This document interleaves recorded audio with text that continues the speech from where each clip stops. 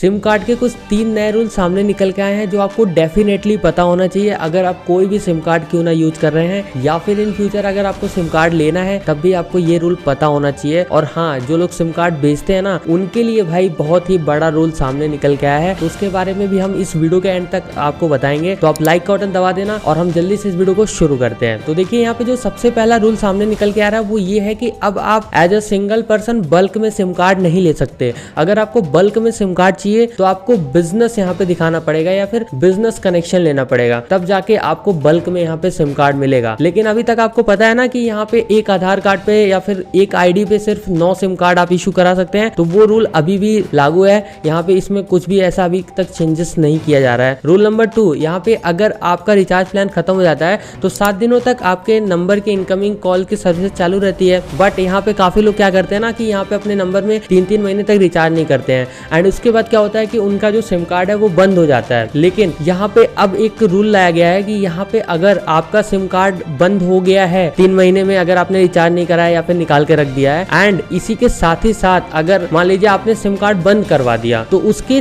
3 महीने के बाद, मतलब जब आपने बंद कराया उसके 3 महीने के बाद आपका वो सिम कार्ड कंपनी किसी और को इशू कर देगी। तो ये चीज अब साफ साफ यहाँ पे कह दिया गया है। और जब भी आपके फोन का नेटवर्क चला जाता है, आप फिर 3 महीने के अंदर अगर आप सिम को इशू नहीं कराते हैं तो वो सिम कार्ड किसी और को कंपनी अलॉट कर देगी, एंड कोई भी अपना आईडी लगा के वो सिम कार्ड उसी नंबर का ले सकता है। तो अब ऐसा कुछ रूल हो गया है। तो भाई अगर आपको किसी नंबर को बचा के रखना है तो आप कम से कम 3 महीने के अंदर एक बार रिचार्ज कर दो, एंड उससे कॉल या फिर मैसेज करके आप थोड़ा सा यूज करो ताकि वो सिम कार्ड एक्टिव रहे एंड वो कंपनी उसे बंद ना करें। एंड बंद भी हो जाता है तो आपके पास 3 महीने का टाइम है, इसके अंदर आप अपने सिम कार्ड को इशू करा सकते हैं। नहीं इशू कराएंगे तो फिर वो किसी और के नाम पे इशू हो जाएगा। और यहाँ पे जो सबसे बड़ा रूल निकल के सामने आ रहा है ना, वो है भाई सिम सेलर जो है ना, ये जो छतरी वतरी लगा के सिम आजकल बेच रहे हैं, ये भाई फ्रॉड कर रहे हैं। तो इस वजह से गवर्नमेंट ने इनके ऊपर बहुत सारे ऐसे डिफरेंट रूल्स लेके आया है। एंड इनको अब क्या है ना कि आप सिम कार्ड बेचने के लिए इनको लाइसेंस लेना पड़ेगा, यानी कि अब इनको यहाँ पे रजिस्ट्रेशन कराना पड़ेगा सिम कार्ड बेचने के लिए, ताकि यहाँ पे जो मार्केट में फ्रॉड सिम सेलर हैं और जो जेन्युइन वाले हैं उनमें गवर्नमेंट डिफरेंशिएट कर पाए।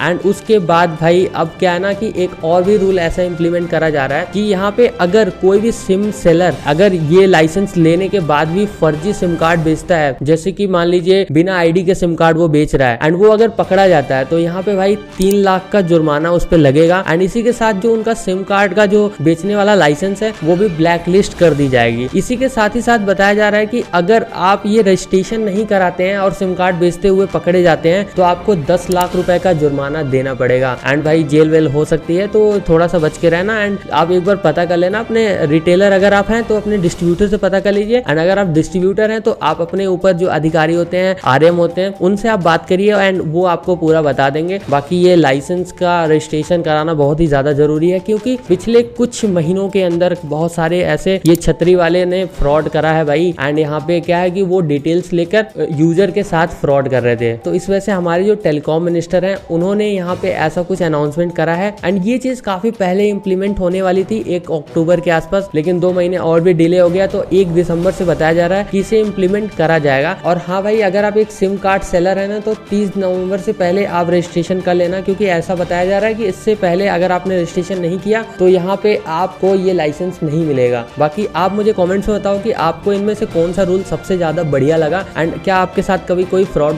हुआ है, कमेंट्स में जरूर से बताना। एंड आप चैनल पे नए हैं तो सब्सक्राइब कर लीजिए। मैं मिलता हूँ आपसे फिर किसी नए वीडियो के साथ। बाय।